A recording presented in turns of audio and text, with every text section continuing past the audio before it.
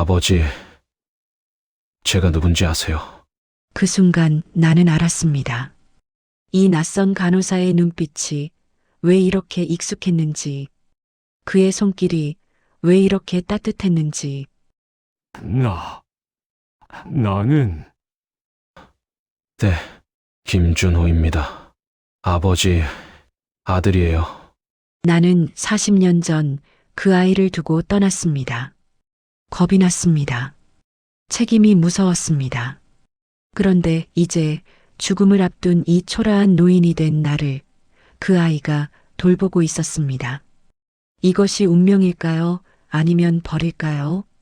이것은 한 겁쟁이 아버지의 이야기입니다. 저는 박상철이라고 합니다.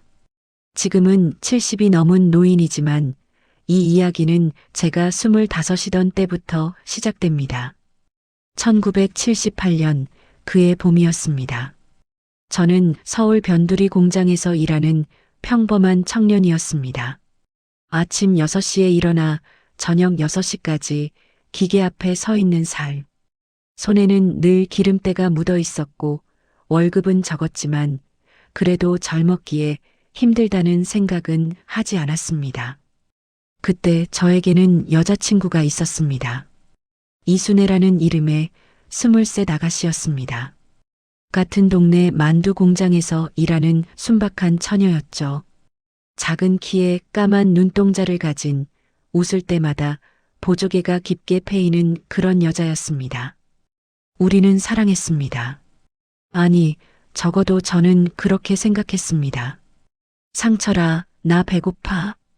뭐 먹고 싶은데? 붕어빵. 겨울에 먹는 붕어빵이 제일 맛있어. 자, 여기. 고마워. 너는 안 먹어? 나는 배 안 고파. 너 많이 먹어. 사실 저도 배가 고팠습니다. 하지만 붕어빵 한 봉지 사줄 돈이 아까워서가 아니라 그녀가 행복해하는 모습을 보는 것이 더 좋았습니다. 그런 소소한 행복들이 있었습니다. 하지만 1979년 초봄 모든 것이 무너졌습니다. 상철아, 왜 그래? 얼굴이 왜 그래? 순애가 울먹이며 제 앞에 섰습니다. 그녀의 눈은 이미 빨갛게 부어 있었습니다. 나, 뭔데? 말해봐. 아기가 생긴 것 같아. 그 말을 듣는 순간 제 머릿속이 하얗게 비었습니다. 아기, 임신. 그 단어들이 저에게는 마치 사형 선고처럼 들렸습니다. 정말이야? 응. 2달 넘었어. 병원 갔다 왔어. 그게 확실해? 응. 순애는 작은 목소리로 대답했습니다. 그리고는 제 반응을 살피며 불안한 눈빛으로 저를 바라봤습니다.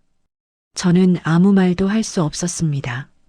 결혼, 아이, 책임, 가장, 25살의 저에게 그 모든 것들은 너무나 무거웠습니다. 저는 아직 제 한 몸 건사하기도 벅찬 형편이었습니다. 월급은 쥐꼬리만 했고 저축은 전혀 없었고 앞으로의 계획도 없었습니다. 우리 어떡하지?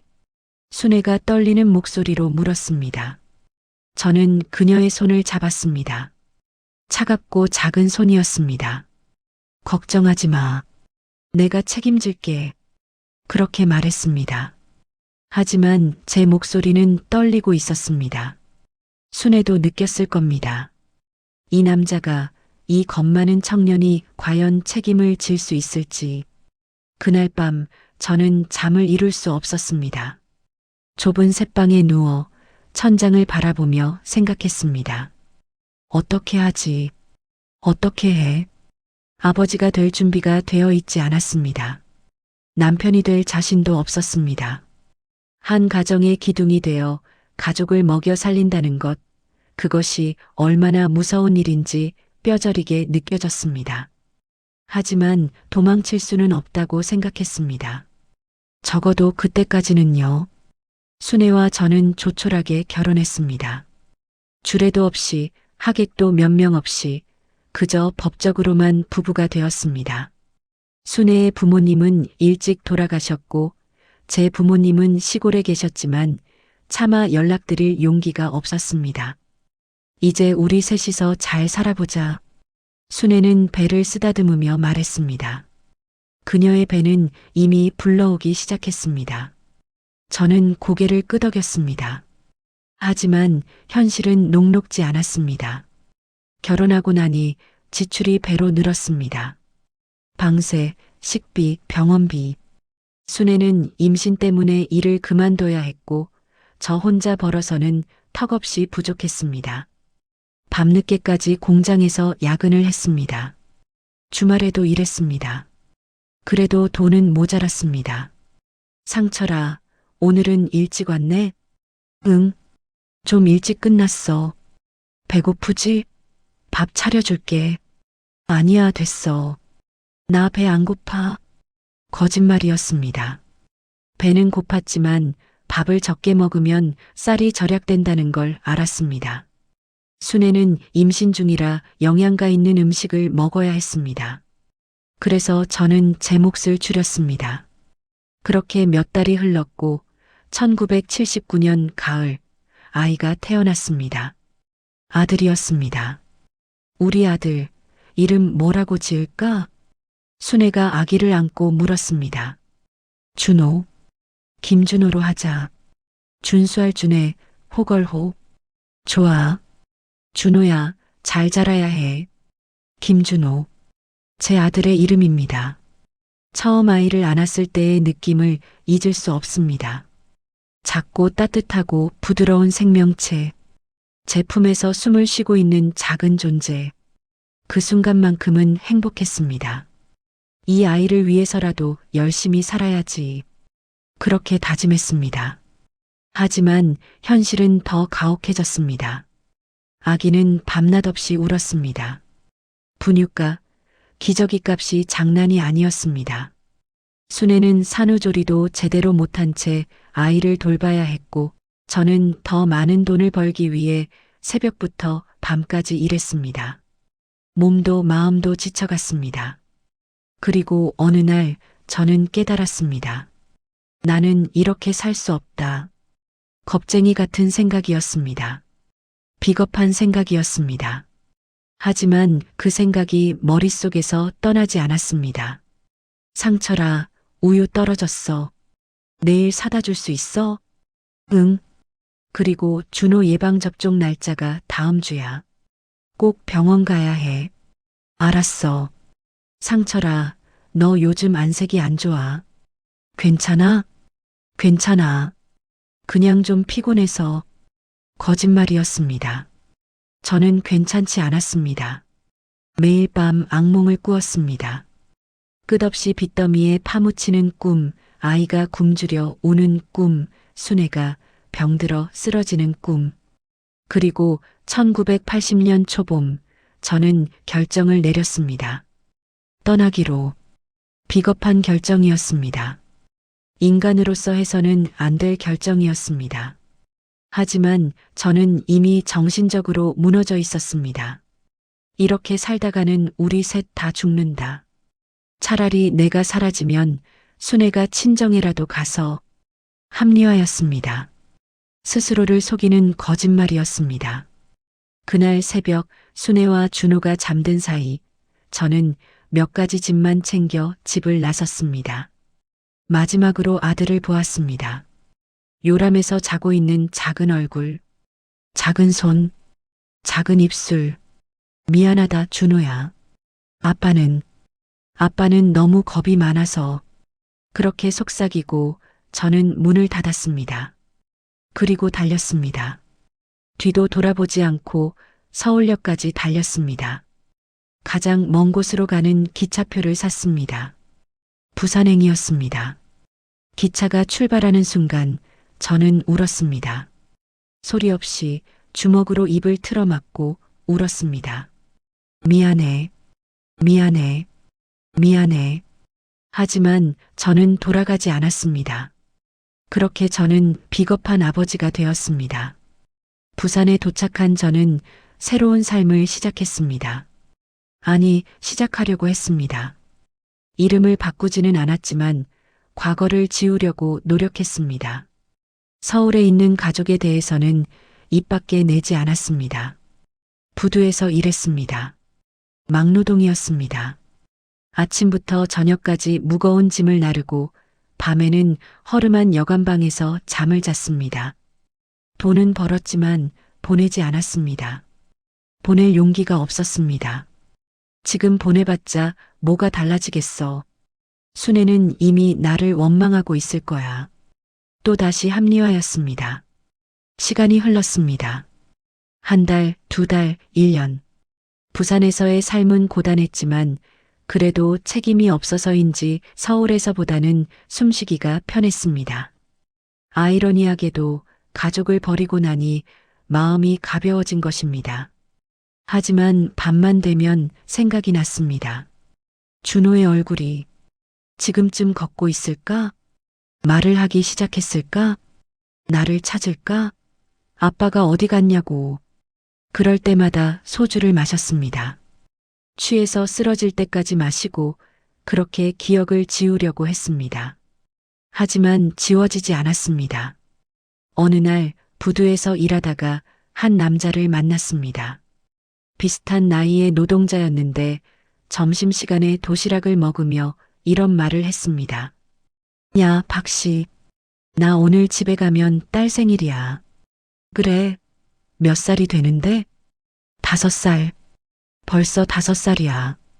케이크 사가야 하는데 돈이 좀 모자라네. 그럼 내가 좀 빌려줄까? 진짜? 고맙다. 다음 주에 꼭 갚을게. 그 남자는 환하게 웃었습니다. 딸 생일이 그렇게 기쁜 모양이었습니다. 저는 그 모습을 보며 생각했습니다. 나도 저래야 했는데, 준호도 지금쯤 몇 살이 되었을까? 5살? 6살? 생일은 언제였지? 가을이었지. 9월. 아니, 10월? 아들의 정확한 생일조차 기억나지 않았습니다. 그날 밤 저는 여관방에 앉아 편지를 썼습니다. 순애에게 미안합니다. 정말 미안합니다. 나는 비겁한 인간입니다. 용서를 구할 자격도 없습니다. 하지만 준호는 잘 키워주세요. 제발 부탁합니다. 돈을 조금 보냅니다. 준호 우유라도 사주세요. 상철. 편지를 쓰고 봉투에 넣었습니다. 그리고 그동안 모은 돈 중 일부를 함께 넣었습니다. 하지만 보내지 못했습니다. 주소를 쓰는 순간 손이 떨렸습니다. 이걸 보내면 순애가 날 찾을지도 몰라. 그럼 나는 다시 돌아가야 하나? 겁이 났습니다. 결국 편지는 보내지 못하고 서랍 깊은 곳에 넣어두었습니다. 그리고 또 다시 일상으로 돌아갔습니다. 1985년 저는 30이 넘었습니다. 부산에서 5년을 살았고 이제는 부두 일도 익숙해졌습니다. 여전히 힘들었지만 돈을 조금씩 모을 수 있었습니다. 그리고 그해 여름 저는 새로운 여자를 만났습니다. 김미숙이라는 이름의 여자였습니다. 시장에서 반찬 가게를 운영하는 40살의 미망인이었습니다. 남편을 일찍 여의고 혼자 아이를 키우며 살아가는 여자였습니다. 박씨, 오늘도 김밥 하나? 네. 항상 감사합니다. 천만에요. 많이 드세요. 처음에는 그저 손님과 가게 주인의 관계였습니다. 하지만 시간이 지나면서 자주 대화를 나누게 되었고 어느새 가까워졌습니다. 박 씨는 고향이 어디예요? 서울이에요. 그럼 왜 부산에 오셨어요? 그냥 일 때문에요. 가족은요? 없습니다. 거짓말이었습니다. 서울에는 제가 버린 아내와 아들이 있었습니다. 하지만 그 사실을 말할 수 없었습니다. 미숙 씨는 더 이상 묻지 않았습니다. 아마도 제게 말하고 싶지 않은 과거가 있다는 걸 눈치챈 것 같았습니다. 그렇게 우리는 자연스럽게 가까워졌고 1986년 봄 저는 미숙 씨와 재혼했습니다. 아니, 법적으로는 재혼이 아니었습니다. 순애와 이혼한 적이 없었으니까요. 하지만 그런 사실을 미숙 씨에게 말하지 않았습니다. 또다시 거짓말을 했습니다. 미숙 씨, 나랑 결혼해 주시겠어요? 정말이에요? 저 같은 사람을. 당신은 좋은 사람입니다. 나는 당신과 함께 살고 싶습니다. 저도요. 박 씨, 우리는 결혼했고 미숙 씨의 딸과 함께 살기 시작했습니다. 딸의 이름은 은지였고 당시 12살이었습니다. 은지는 저를 아버지라고 부르지 않았습니다. 그냥 아저씨라고 불렀습니다. 괜찮았습니다. 저는 아버지 역할을 할 자격이 없다는 걸 알고 있었으니까요. 새로운 가정을 꾸렸지만 마음 한구석은 늘 무거웠습니다. 준호 생각이 났습니다. 지금쯤 몇 살이 되었을까? 10살? 학교는 잘 다니고 있을까? 하지만 찾아갈 용기는 없었습니다. 1990년대가 지나갔습니다. 저는 미숙과 함께 작은 식당을 열었습니다. 부두 일을 그만두고 장사를 시작한 것입니다. 처음에는 힘들었지만 점차 손님이 늘어나면서 장사가 잘 되었습니다. 돈도 좀 벌었습니다. 집도 샀습니다. 은지는 대학에 들어갔고 나중에 결혼해서 독립했습니다. 겉으로 보기에 저는 성공한 사람이었습니다. 하지만 속으로는 늘 죄책감에 시달렸습니다. 특히 아버지의 날이나 어린이날 같은 날이면 견딜 수 없이 괴로웠습니다. 여보, 오늘 은진에 가서 손주들 보고 올까? 그래요. 그럽시다. 은지에게는 두 아이가 있었습니다. 제 손주들이었습니다. 아니, 법적으로는 손주가 아니었지만 저는 그 아이들을 손주처럼 여겼습니다. 하지만 그 아이들을 볼 때마다 생각했습니다. 준호에게도 아이가 있을까? 나에게도 진짜 손주가 있을까? 2000년대가 되었습니다. 저는 60대에 접어들었고 몸도 예전 같지 않았습니다. 식당 일도 힘들어서 결국 가게를 팔고 은퇴했습니다. 미숙도 나이가 들어 건강이 안 좋아졌습니다. 고혈압, 당뇨병, 병원을 자주 다녀야 했습니다. 그리고 2010년 미숙이 세상을 떠났습니다. 뇌졸중이었습니다. 갑작스러웠습니다. 여보, 여보. 병원에서 미숙의 손을 잡고 울었습니다. 25년을 함께 산 아내였습니다. 비록 제 첫 번째 아내는 아니었지만 저에게는 소중한 사람이었습니다. 장례를 치르고 저는 혼자 남았습니다. 은지는 자기 가족이 있었고 저는 혼자 작은 아파트에서 살았습니다. 외로웠습니다. 그리고 그 외로움 속에서 과거가 되살아났습니다. 준호, 순애, 30년도 더 전에 버린 사람들, 지금쯤 어떻게 살고 있을까? 인터넷이 발달한 시대였습니다. 사람을 찾는 것도 예전보다 쉬워졌습니다. 어느 날 저는 컴퓨터 앞에 앉아 김준호를 검색했습니다. 수없이 많은 김준호가 나왔습니다. 제 아들이 어떤 김준호인지 알 수 없었습니다.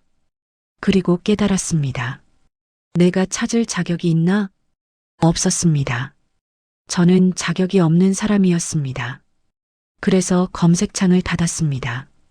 2015년 저는 70이 넘었습니다. 건강이 나빠졌습니다. 무릎도 아프고 허리도 아프고 눈도 침침했습니다. 병원에 자주 다녔습니다. 박 선생님, 혈압이 높으시네요. 약을 꾸준히 드셔야 합니다. 네, 알겠습니다. 그리고 술, 담배는 절대 안 됩니다. 네. 하지만 저는 술을 끊지 못했습니다. 혼자 있으면 외로웠고, 외로우면 술을 마셨고, 술을 마시면 과거가 생각났습니다. 악순환이었습니다. 그러던 어느 날 길을 걷다가 쓰러졌습니다. 할아버지, 괜찮으세요? 지나가던 사람이 저를 발견하고 119에 신고했습니다. 응급실에 실려갔고 검사를 받았습니다. 뇌경색 초기 증세입니다. 큰일 날 뻔했습니다. 의사 선생님이 심각한 표정으로 말했습니다. 혼자 사시나요? 네. 보호자는요? 없습니다. 가족이 없으신가요? 네, 없습니다. 또 거짓말을 했습니다. 의사 선생님은 안타까운 표정을 지었습니다. 혼자 계시면 위험합니다. 요양병원이라도 알아보시는 게 좋겠습니다. 요양병원이요? 네. 나이도 있으시고 건강도 안 좋으시니까 전문적인 케어를 받으시는 게 나을 것 같습니다. 요양병원. 그 말을 듣는 순간 제 인생이 정말 끝나가고 있다는 걸 실감했습니다. 병원에서 나와 집으로 돌아왔습니다. 좁은 아파트, 텅 빈 거실, 혼자 먹는 밥, 거울을 보았습니다. 주름투성이 얼굴, 흰머리, 구분 등 나는 이렇게 늙었구나. 그리고 문득 생각했습니다. 준호도 이제 40이 넘었겠네. 30년이 넘는 세월. 그 긴 시간 동안 저는 아들 없이 살았고 아들은 아버지 없이 살았습니다. 그날 밤 저는 오랜만에 서랍을 뒤졌습니다. 그리고 찾았습니다. 30년도 더 전에 쓰고 보내지 못한 편지를. 노랗게 바랜 봉투. 그 안에 편지. 순애에게 미안합니다. 읽다가 울었습니다. 25의 겁쟁이가 쓴 편지. 용서를 구할 자격도 없으면서 용서를 구한 편지. 나는 정말 비겁한 인간이야. 그렇게 생각하며 저는 밤새 울었습니다. 2018년 봄 저는 요양병원에 입원했습니다. 서울 푸른 요양병원이라는 곳이었습니다. 아이러니하게도 제가 30년 전에 떠났던 서울로 다시 돌아온 것입니다. 부산에서 서울로 도망쳤던 곳으로 다시. 어르신, 여기가 어르신 방입니다. 간호사가 저를 안내했습니다. 4인실이었습니다. 작은 침대와 작은 사물함. 그게 전부였습니다. 불편한 거 있으시면 언제든 말씀하세요. 네, 감사합니다. 간호사가 나가고 저는 침대에 누웠습니다. 천장을 바라보았습니다. 하얀 천장, 형광등. 내 인생이 여기서 끝나는구나. 쓸쓸했습니다. 이웃 침대에는 다른 어르신들이 계셨습니다. 모두 비슷한 나이였고 모두 비슷하게 외로워 보였습니다. 새로 오셨어요? 옆 침대의 할아버지가 말을 걸었습니다. 네, 박상철이라고 합니다. 오, 반갑습니다. 나는 김영수라고 해요. 여기 온 지 1년 됐어요. 그러시군요. 가족은 자주 오시나요? 아니요. 없습니다. 아, 그래요? 나도 비슷해요. 아들, 딸 있는데 바쁘다고 잘 안 와요. 김영수 할아버지는 씁쓸하게 웃었습니다. 저는 아무 말도 하지 않았습니다. 그날부터 요양병원 생활이 시작되었습니다. 아침 6시에 일어나서 세수하고 아침 먹고 약 먹고 오전에는 물리치료 받고 점심 먹고 낮잠 자고 저녁 먹고 약 먹고 잠자고 매일이 똑같았습니다. 지루했습니다. 하지만 어쩔 수 없었습니다. 이게 제 인생이었습니다. 가끔 창밖을 보았습니다. 봄이 왔고 여름이 왔고 가을이 왔습니다. 계절은 변했지만 제 삶은 변하지 않았습니다. 2019년 가을 새로운 간호사가 병동에 왔습니다. 남자 간호사였습니다. 30대 후반쯤 되어 보였습니다.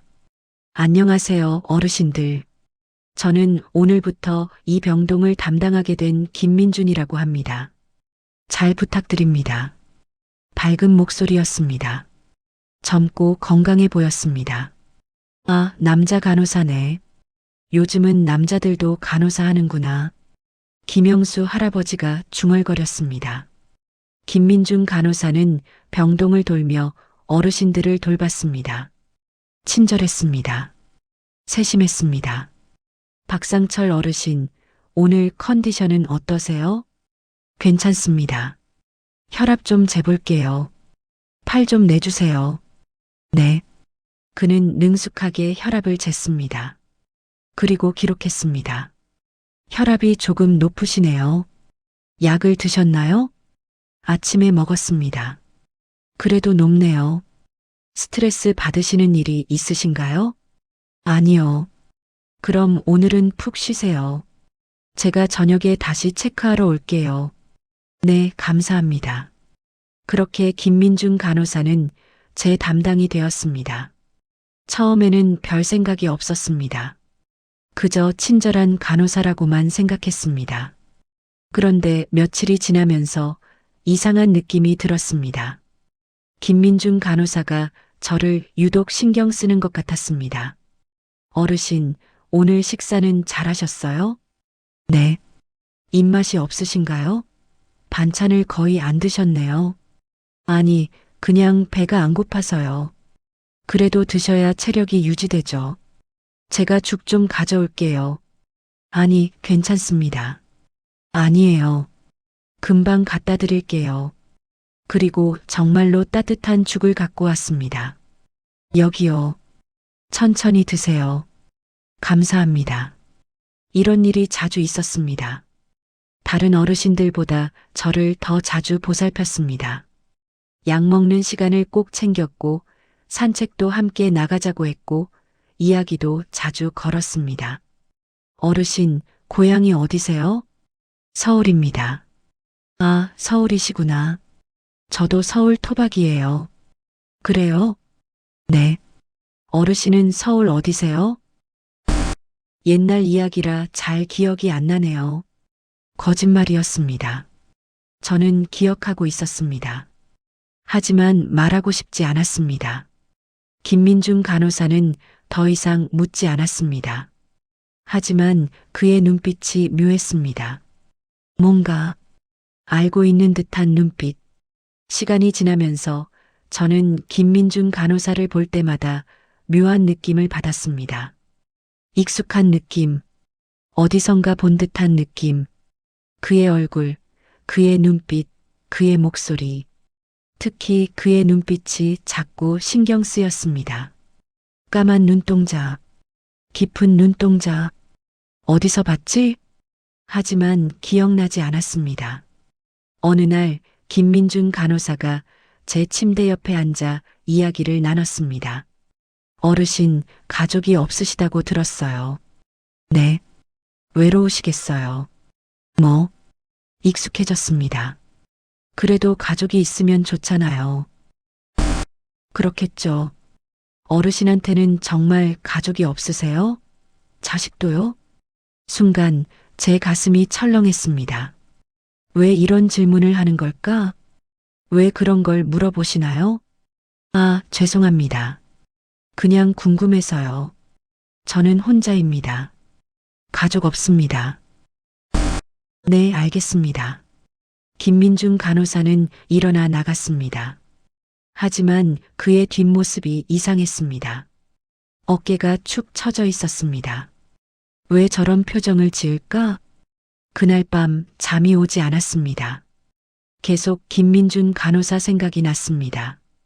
그의 눈빛, 그의 질문. 가족이 없으세요? 자식도요?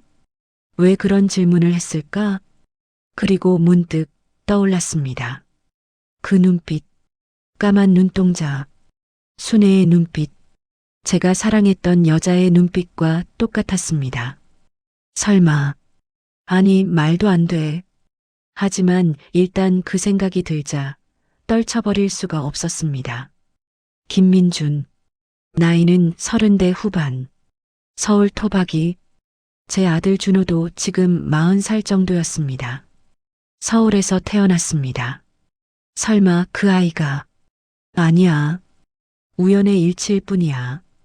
김민준이란 이름도 흔하고 서울 사람도 많고, 하지만 의심은 점점 커졌습니다. 다음 날부터 저는 김민준 간호사를 유심히 관찰했습니다. 그의 얼굴, 그의 습관, 그의 말투. 어르신, 오늘 날씨 좋죠? 산책 나가실래요? 네, 좋습니다. 그럼 제가 모시고 나갈게요. 우리는 병원 정원을 산책했습니다. 가을 햇살이 따뜻했습니다. 어르신, 젊었을 때는 무슨 일 하셨어요? 공장에서 일했습니다. 그리고 나중에는 식당을 했고요. 아, 식당이요. 어떤 음식을 파셨어요? 그냥 백반집이었습니다. 맛있었겠네요. 뭐, 그럭저럭이었죠. 침묵이 흘렀습니다. 그리고 김민중 간호사가 조심스럽게 물었습니다. 어르신, 결혼은 하셨어요? 네. 부인은요? 돌아가셨습니다. 아, 죄송합니다. 괜찮습니다. 자식은요? 또 그 질문. 저는 그를 바라보았습니다. 그의 눈을 똑바로 보았습니다. 왜 자꾸 그런 걸 물어보시나요? 그냥 궁금해서요. 저는 자식 없습니다. 거짓말이었습니다. 김민중 간호사는 고개를 끄덕였습니다. 하지만 그의 눈빛이 흔들렸습니다. 이 사람 뭔가 알고 있어. 그 느낌이 강하게 들었습니다. 그날 밤 저는 결심했습니다. 진실을 알아내야겠다고. 다음 날 김민준 간호사가 혼자 간호사실에 있을 때 저는 그에게 다가갔습니다. 김민준 씨, 네, 어르신. 무슨 일이세요? 물어볼 게 있습니다. 네, 말씀하세요. 김민준 씨 본명이 김민준이 맞습니까? 김민준 간호사의 얼굴이 굳었습니다. 왜 그런 걸 물으시나요? 그냥 궁금해서요. 침묵, 긴 침묵. 그리고 김민준 간호사가 천천히 입을 열었습니다. 제 본명은 김준호입니다. 그 순간 제 심장이 멎는 것 같았습니다. 김준호. 제 아들의 이름. 김준호. 네. 일할 때는 민준이라는 이름을 씁니다. 개명을 했거든요. 왜? 개명을. 개인적인 이유가 있습니다. 저는 그를 바라보았습니다. 떨리는 목소리로 물었습니다. 혹시 아버지 성함이 박상철입니다. 세상이 무너지는 것 같았습니다. 저는 그 자리에서 얼어붙었습니다. 김준호, 아버지 박상철, 제 아들이었습니다. 30년 만에 이렇게 만난 것입니다. 어르신, 아니 아버지. 김준호가 낮은 목소리로 말했습니다. 너는 말이 나오지 않았습니다. 목이 막혔습니다. 처음부터 알았습니다. 아버지가 이 병원에 오신 걸 어떻게 이름을 봤습니다. 박상철, 생년월일도 확인했습니다. 그래서 알았습니다. 그럼 그때부터 네, 처음부터 알고 있었습니다. 충격이었습니다. 그동안 그는 알고 있었던 것입니다. 저를 알아보고 돌봤던 것입니다. 왜 말을 안 했어? 말할 수가 없었습니다. 왜? 어떻게 말합니까? 아버지, 저 아들입니다라고요? 저를 버리고 떠나신 아버지한테요? 준호의 목소리가 떨렸습니다. 분노와 슬픔이 섞인 목소리였습니다. 저는 아무 말도 할 수 없었습니다. 죄송합니다. 정말 죄송합니다. 사과는 필요 없습니다. 준호야, 그 이름으로 부르지 마세요. 차갑게 말하고 준호는 자리를 떴습니다. 저는 그 자리에 주저앉았습니다. 다리에 힘이 풀렸습니다. 온몸이 떨렸습니다. 내 아들이었어. 내가 버린 아들이 나를 돌보고 있었어. 운명의 장난일까요? 아니면 벌일까요? 그날 밤 저는 한숨도 자지 못했습니다. 다음 날부터 준호는 저를 대하는 태도가 달라졌습니다. 여전히 친절했지만 거리감이 생겼습니다. 어르신, 약 드실 시간입니다. 어르신, 혈압 재겠습니다. 어르신, 식사하셨나요? 어르신이라는 호칭, 아버지라고 부르지 않았습니다. 저도 감히 아들이라고 부를 수 없었습니다. 며칠이 지났습니다. 저는 용기를 내어 준호에게 다가갔습니다. 준호 씨, 네 어르신. 나랑 좀 이야기할 수 있을까? 지금은 근무 시간입니다. 퇴근 후에라도. 죄송합니다. 바쁩니다. 거절당했습니다. 하지만 포기할 수 없었습니다. 다음 날도 그 다음 날도 시도했습니다. 준호 씨, 제발 좀. 어르신, 저는 할 말이 없습니다. 그래도, 아니, 할 말이 있습니다. 하지만 지금은 때가 아닙니다. 그럼 언제? 모르겠습니다. 준호는 차갑게 돌아섰습니다. 저는 절망했습니다. 내가 너무 늦게 알아봤어. 아니, 처음부터 찾았어야 했어. 후회가 밀려왔습니다. 30년 동안 쌓인 후회가 한꺼번에 무너져 내렸습니다. 어느 날 저녁 김영수 할아버지가 물었습니다. 박 선생, 요즘 안색이 안 좋아 보이는데 무슨 일 있어요? 아니요, 괜찮습니다. 김민중 간호사랑 무슨 일 있었어요? 요즘 둘이 분위기가 이상해 보이던데. 아닙니다. 숨기지 말고 말해봐요. 내가 도와줄 수 있을지도 모르잖아요. 저는 한참을 망설이다가 결국 털어놓았습니다. 사실은 김민중 간호사가 제 아들입니다. 뭐라고요? 30년 전에 버린 아들입니다. 김영수 할아버지는 놀란 표정으로 저를 바라보았습니다. 그리고 저는 모든 이야기를 했습니다. 어떻게 도망쳤는지, 어떻게 살았는지, 어떻게 다시 만났는지. 세상에, 그런 일이. 저는 최악의 아버지입니다. 하지만 아드님이 여기서 어르신을 돌보고 있잖아요. 그게 중요한 거 아닙니까? 하지만 그 아이는 저를 용서하지 않았습니다. 당연하죠. 하지만 그래도 돌보고 있다는 건 완전히 포기하지 않았다는 뜻 아닙니까? 김영수 할아버지의 말에 저는 희망을 가졌습니다. 그렇구나. 준호가 날 완전히 버렸다면 돌보지 않았을 거야. 일주일이 더 지났습니다. 저는 매일 준호를 지켜보았습니다. 그가 다른 어르신들을 돌보는 모습, 환자들에게 친절하게 대하는 모습, 힘든 일도 마다하지 않고 하는 모습. 좋은 사람이 되었구나. 자랑스러웠습니다. 동시에 부끄러웠습니다. 이렇게 훌륭한 아들을 버렸다니. 어느 날 밤 복도에서 준호를 마주쳤습니다. 준호 씨. 네. 잠깐만 시간을 내줄 수 있겠니? 말씀하세요. 너, 엄마는 어떻게 됐니? 준호의 표정이 굳었습니다. 어머니 얘기는 하지 마세요. 그래도 어머니는 저를 혼자 키우시다가 제가 10살 때 돌아가셨습니다. 뭐라고?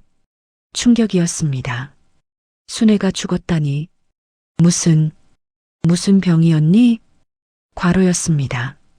혼자 일하시면서 저를 키우시느라 몸이 망가지셨어요. 미안하다. 미안하다고 달라지는 건 없습니다. 그래도 어머니는 돌아가시기 전까지 아버지를 기다리셨습니다. 언젠가는 돌아올 거야 라고 하시면서요. 준호의 목소리가 떨렸습니다. 하지만 아버지는 오지 않으셨죠. 장례식에도 오지 않으셨죠. 왜냐하면 어디 계신지 아무도 몰랐으니까. 정말 미안하다. 그만하세요. 이제 와서 미안하다고 해봤자 어머니가 살아 돌아오는 것도 아니고 제 어린 시절이 바뀌는 것도 아닙니다. 그럼 너는? 저는 어머니 돌아가신 후 고아원에서 자랐습니다. 10살부터 20까지요. 그랬구나. 네. 그래서 열심히 공부했습니다. 장학금 받아서 간호학과 나왔고 간호사가 됐습니다.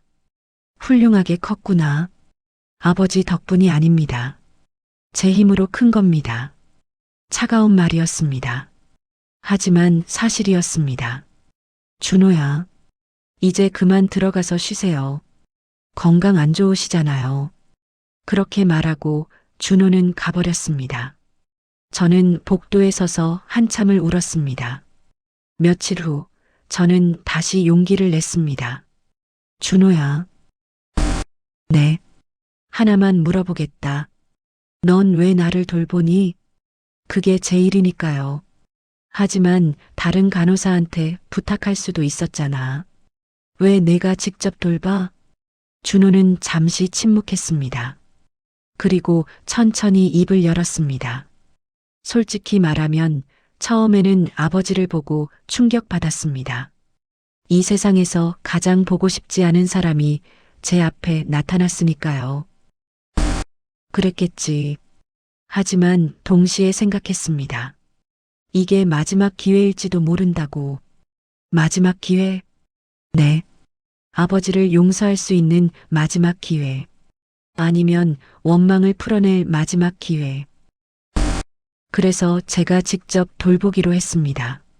아버지가 어떤 사람인지 보고 싶었어요. 그리고 제 마음을 정리하고 싶었어요. 그래서 결론은 나왔니? 아직 모르겠습니다. 준호는 씁쓸하게 웃었습니다. 하지만 한 가지는 알았습니다. 아버지도 그냥 평범한 사람이라는 거요. 완전한 악인도 아니고 그냥 겁이 많았던 평범한 사람. 맞다. 나는 겁쟁이였어. 그래도 용서하기는 쉽지 않습니다. 당연하지. 나도 날 용서 못해. 우리는 침묵 속에 앉아 있었습니다. 그리고 준호가 말했습니다. 사실 아버지를 처음 봤을 때 복수하고 싶었습니다. 복수? 네. 아버지를 괴롭히고 싶었어요. 무시하고 방치하고 고통스럽게 해주고 싶었어요. 하지만 막상 아버지를 돌보다 보니 그럴 수가 없었습니다. 왜? 아버지가 너무 불쌍해 보였거든요. 준호의 눈빛이 흔들렸습니다. 혼자 외롭게 늙어가는 모습, 가족도 없이, 친구도 없이, 그저 매일 천장만 바라보며 죽음을 기다리는 모습, 그걸 보니까 이미 충분히 벌을 받으신 것 같았어요. 저는 고개를 숙였습니다. 그래도 난 용서받을 자격이 없어. 그건 아버지가 정할 일이 아닙니다. 제가 정할 일이죠. 그럼 넌 나를 용서할 수 있겠니? 준호는 한참을 생각하다가 대답했습니다. 시간이 필요합니다. 30년 동안 쌓인 원망을 하루아침에 풀 수는 없으니까요. 그래, 당연하지. 하지만 노력은 하겠습니다. 용서하려고 노력하겠습니다. 그 말에 저는 눈물이 났습니다. 고맙다. 정말, 정말 고맙다. 그날 이후 준호와 저의 관계는 조금씩 변했습니다. 여전히 거리는 있었지만 예전보다는 가까워졌습니다. 어르신, 오늘 기분이 좋아 보이시네요. 그래. 오랜만에 햇살도 보고. 그럼 산책 나가실까요? 그래, 가자. 우리는 함께 병원 정원을 걸었습니다. 가끔 이런저런 이야기를 나눴습니다. 과거 이야기는 피했지만 일상적인 대화는 할 수 있었습니다. 요즘 날씨가 참 좋네. 네, 가을이라 그런가 봅니다. 너는 결혼했니? 아니요. 아직 혼자입니다. 왜? 나이도 있는데. 인연이 없었습니다. 그래. 사실 더 물어보고 싶었습니다. 여자친구는 있는지, 결혼 계획은 있는지, 행복한지. 하지만 그럴 자격이 없다는 걸 알았습니다. 2019년 겨울이 왔습니다. 저의 건강은 점점 나빠졌습니다. 뇌경색이 재발했고 이번에는 더 심각했습니다. 박상철 어르신, 상태가 좋지 않습니다. 각오하셔야 할 것 같습니다. 의사 선생님이 준호에게 말했습니다. 준호는 고개를 끄덕였습니다. 알겠습니다. 그날 밤 준호가 제 곁에 앉았습니다. 아버지. 처음으로 저를 아버지라고 불렀습니다. 준호야.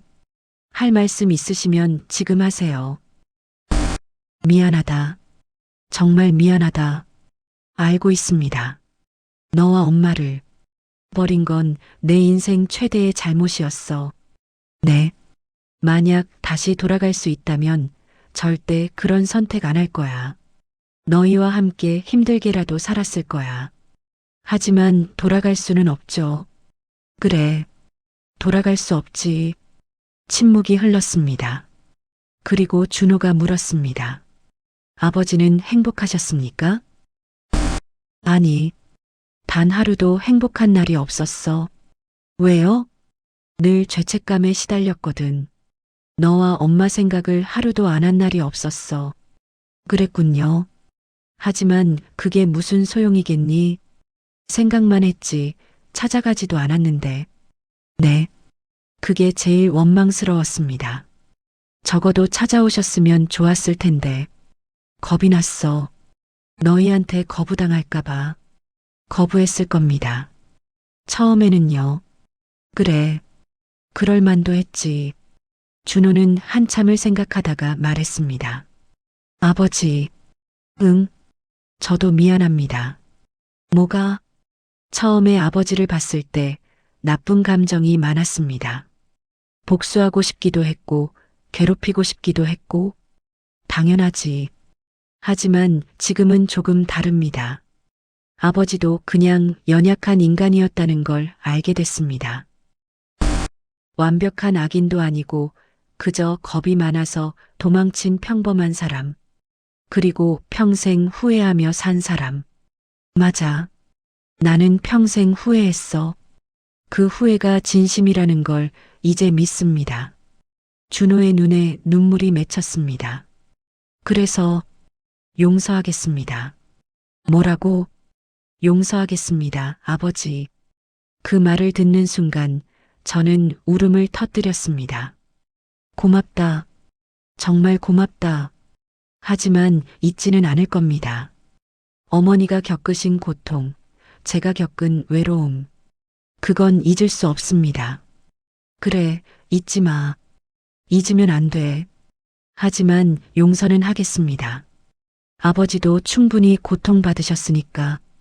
준호가 제 손을 잡았습니다. 작지만 따뜻한 손이었습니다. 아버지, 이제 편히 가셔도 됩니다. 고맙다, 아들아. 그날 밤은 제 인생에서 가장 평화로운 밤이었습니다. 준호가 제 곁을 지켰습니다. 준호야. 네, 아버지.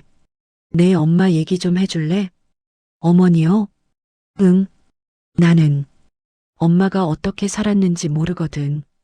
준호는 잠시 망설이다가 이야기를 시작했습니다. 어머니는 강한 분이셨습니다. 그랬구나. 아버지가 떠나신 후 혼자서 저를 키우셨어요. 공장 일도 하시고 밤에는 식당에서 설거지도 하시고. 미안하다. 힘들어 하시면서도 제 앞에서는 늘 웃으셨어요. 괜찮아, 준호야. 우리 잘 살 수 있어라고 하시면서요. 하지만 저는 알고 있었습니다. 어머니가 밤마다 우시는 거요. 그랬구나. 그래도 저를 끝까지 포기하지 않으셨습니다. 아프실 때도 병원 안 가시고 일하셨어요. 저 먹이려고요. 준호의 목소리가 떨렸습니다. 그러다가 결국 쓰러지셨습니다. 무슨 병이었니? 간암이었습니다. 너무 늦게 발견해서 손 쓸 수가 없었어요. 돌아가시기 전에 마지막으로 이렇게 말씀하셨어요. 준호야, 아빠를 미워하지 마. 아빠도 힘들어서 그랬을 거야. 저는 울었습니다. 소리내어 울었습니다. 미안해. 순애야. 정말 미안해. 어머니는 끝까지 아버지를 사랑하셨습니다.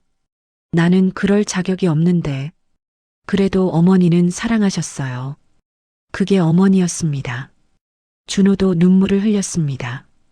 우리 부자는 그렇게 한참을 울었습니다. 30년 동안 흘리지 못한 눈물을 그날 밤 모두 쏟아냈습니다. 다음 날 아침 저는 조금 나아진 기분이었습니다. 몸은 여전히 안 좋았지만 마음만큼은 가벼웠습니다. 준호야, 내 아버지, 너한테 줄 게 있어. 뭔데요? 저는 사물함에서 오래된 봉투를 꺼냈습니다. 30년 전에 쓰고 보내지 못한 편지였습니다. 이게 뭐예요? 내 엄마한테 쓴 편지야. 아주 오래전에. 준호는 봉투를 열었습니다. 노란 편지지를 꺼내 읽었습니다. 순애에게 미안합니다. 정말 미안합니다. 읽다가 준호의 눈에 다시 눈물이 맺혔습니다. 이걸 왜 보내지 않으셨어요? 겁이 났어. 보내면 너희를 다시 마주해야 할 것 같았거든.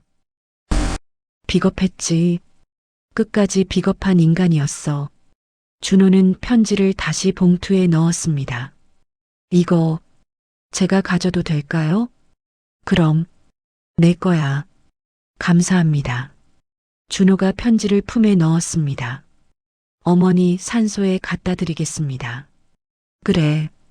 그래줘. 그리고 아버지. 응? 아버지가 돌아가시면 어머니 옆에 모셔드려도 될까요?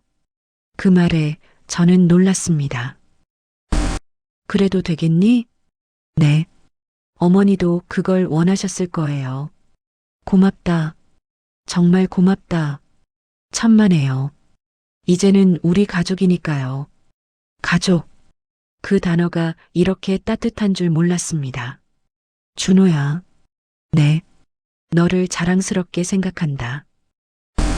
감사합니다. 내 엄마가 잘 키웠어. 나 같은 아빠 없이도 이렇게 훌륭하게. 어머니 덕분입니다. 그래. 엄마 덕분이야. 우리는 미소를 지었습니다. 30년 만에 처음으로 함께 웃었습니다. 12월 말 제 상태가 급격히 나빠졌습니다. 의식도 흐릿해졌고 말도 제대로 할 수 없었습니다. 준호는 계속 제 곁을 지켰습니다. 아버지, 저 여기 있어요. 준호야, 내 아버지, 사랑한다. 저도요, 아버지. 미안하다. 이제 그만하세요. 다 용서했습니다. 고맙다. 저는 준호의 손을 꽉 잡았습니다. 따뜻했습니다. 이 손이 내 아들 손이구나.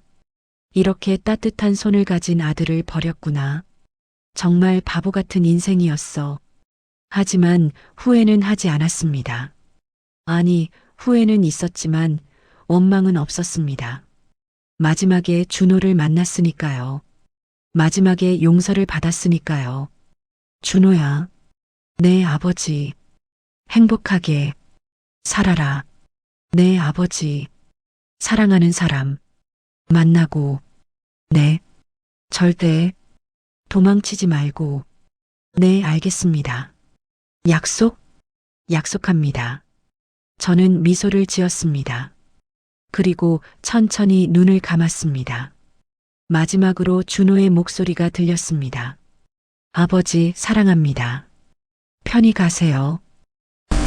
사랑한다, 아들아. 2019년 12월 31일.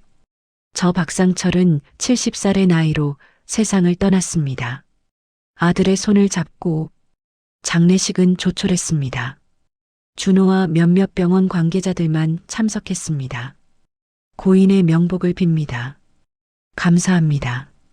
준호는 담담하게 조문을 받았습니다. 울지 않았습니다.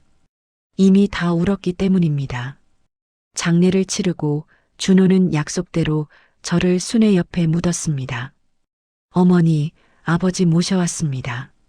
준호는 어머니 산소 앞에 섰습니다. 늦었지만 이제 함께 계세요. 그리고 오래된 편지를 꺼냈습니다.